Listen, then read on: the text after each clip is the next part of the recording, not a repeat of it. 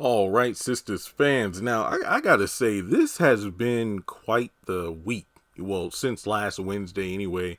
What I mean by that is, for one, we had a pretty solid episode last Wednesday. However, it really did not showcase the ladies, mainly Danny, Sabrina, and Andy, in a good light at all. I will say this: I haven't had such a great time reminiscing on the show itself in quite a while. And I'm talking like going back through seasons 1 through 4, for example, and a little bit of 5, talking about different character moments like, well, hey, if you look at how Sabrina treated Calvin during the first couple seasons, or, dialogue that Karen said in season 2, and the list goes on. It really was a great thing because I think for the first time in quite a while, there have been a lot of conversations about a number of characters as opposed to just Zach and Fatima or just Karen. So yeah, overall, I'd say it was a great discussion, or great discussions that have taken place over the past several days, and I'm sure within the next couple of days prior to the new episode coming this Wednesday. Now, one of the topics had to do with, of course, Karen coming by Zach's house yet again and dropping off a box of stuff. We've talked about this until, we've beat this horse so much about, oh, she's going over there pretending to be nice and, to maybe get Zach to cut her a check. But the promo for this week shows that Brian, the contractor, makes a visit to Karen's apartment to go over the estimation for the repairs at the salon.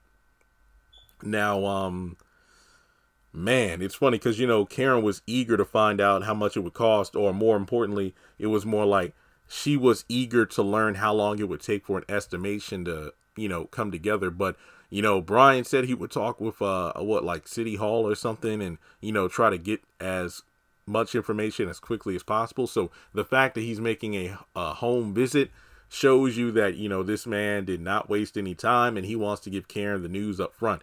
But she looks at the number and she is like, damn, like she can't believe it, because it is a lot of money. Now, we don't know the exact amount. As to whether or not we find out how much it costs to repair everything in this episode is beyond me. Now, I just speculated either online or in a video. I said it would not surprise me if it's like 6 figures, if the repairs at bare minimum come out to be $100,000 plus. And that most likely does not include the equipment. Now, I don't know, like Brian is probably going to do a thorough breakdown, which again, I hope we get to see either from the paper or we get to hear it verbalized from the characters. But Morgan on Twitter, I will not call it X. She commented on one of my posts about it, and she was like, between supplies, equipment, stations, chairs, that could be around a low ball of $50,000, which doesn't include things like mirrors, shampoo bowls, and dryers, not to mention the hair washer and dryer too, then she had a washer dryer too, the receptionist's desk, and that's after they clear out the asbestos. So bringing it up to code, it could be around $250,000 minimum. Now again, these are allegedly real world calculations, and remember, in Tyler Perry's world, it's just weird logic on a lot of things, such as Sabrina requiring $3 million for bail. I'm not saying that couldn't happen. It's just like a bloated number. But in any case, I feel like, I feel like the number is just so high that Karen flips out over it for good reason. And like I said before, she really has nobody to blame but herself about the situation. Yeah, she couldn't control the alley behind her salon where that homeless guy, apparently started the fire or something with some food. I don't know, but the fact that the insurance, long story short, Karen had insurance, but then around late season 2 or some point during early season 3, that's when Isaiah, one of her hairstylists, left her business to start his own salon for cheaper prices, resulting in Karen losing a good chunk of her customers. and her business was in danger of going belly up. So from there, she told Pam, because Pam asked her earlier this season about the insurance. Pam asked her, wait, didn't you have insurance on the place? Well, if I remember correctly, Karen was upset when she got back from the hospital and went to the salon and everyone was out there. And she's like, I don't have insurance. Oh, and then Pam later on that night over the phone talked to her about it. She had insurance, but due to the Isaiah thing and her business in danger, she dropped the insurance to keep that money. But then she never reinstated it back. So the fire happened, 3 seasons later, and now she's looking stupid. And I was like, but Zach gave her $5,000 in cash and then a $72,000 check to quote unquote pay back all the money she's ever given to him. Why in the world did she not reinstate her insurance when she got that money? And not only that, I believe either late season 3 or early season 4, Pam was the one who said she called the health inspector on Isaiah. Either it was like a fake call or she orchestrated something, but regardless, they came, not the health, was it the health inspector? But she called some sort of inspector and they shut down Isaiah's shop and all the customers came back to Karen. So Pam saved the salon. Now, yeah, she left the curlers on, but that didn't start the fire. It was that homeless guy that started the fire. So ironically enough, Pam saved the salon at that time. So with the customers coming back in, that meant more money was coming back in. So basically, Karen had the $77,000 Zach gave her back / repaid her, however you want to call it. Regardless, she was up $77K because of Zach. And then Pam brought back all the clients. So that was money just coming in. Why in the world there was never a phone call or something or a visit to the office to reinstate the insurance on her salon is beyond me. But it was beyond stupid because now look at her. So when it comes down to it, I made a post talking about how, you know what, it might be cheaper. Again, I don't know the cost and everything, but it might be cheaper if, let's say, Karen decides to just rent out another property to get her salon, back up and running, because it just seems like it probably wouldn't be cost efficient to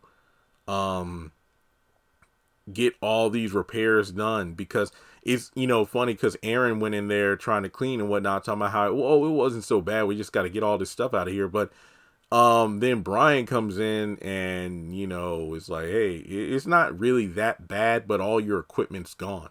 I guess you got Aaron, who's probably trying to soften the blow for Karen. And then you got Brian, who's the professional, just giving her the realistic, like, look, let me tell you that if we want to get this stuff back up to code, especially the asbestos being removed, it's going to take X, Y, and Z to do it.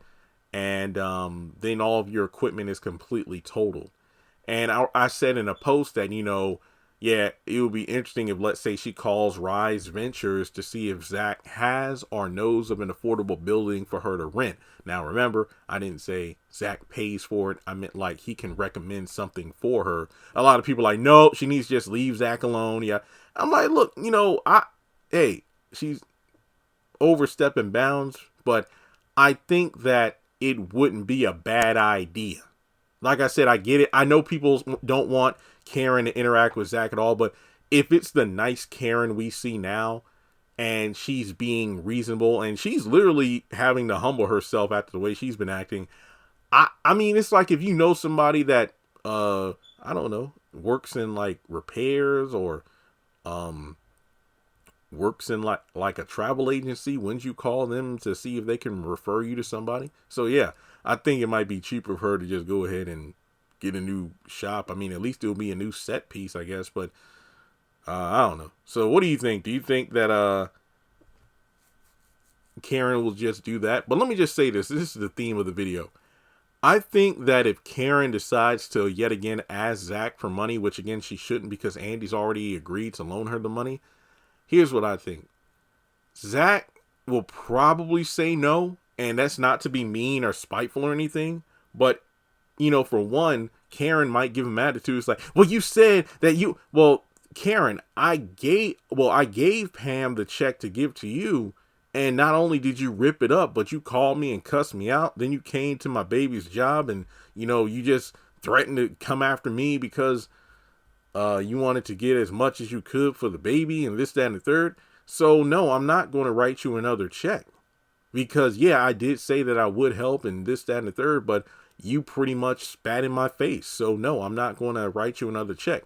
But Zach's biggest argument now could be, well, the reason I can't just cut another check right now is because I'm focusing on getting a legal, team together so I can get custody of Michael.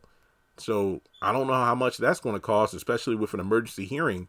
So I don't have the money at the time to just, throw in your direction to fix up the shop. And hopefully Zach actually brings up, but Karen, I gave you that $77,000. Now he said that $72,000. Now he did say that during the letter reading crap, but she's like, that's not enough in regards to like, I paid you back every cent. It's like, not enough. So, hey, as Smokey's mama said in Friday, make it enough. So, but yeah, let me know what you think. How will Karen maneuver this thing? Because a lot of people say ain't no way she's going to be able to do hair out of her apartment because her landlord probably won't allow it, and it's probably going to run up her electric bill and this, that, and the third. And it's just no. There's so many reasons why that couldn't work. And it would be ironic if she decides to try to run something out of her house, and then Isaiah hears about it and sends like a health or inspector or something over there, and then she gets shut down.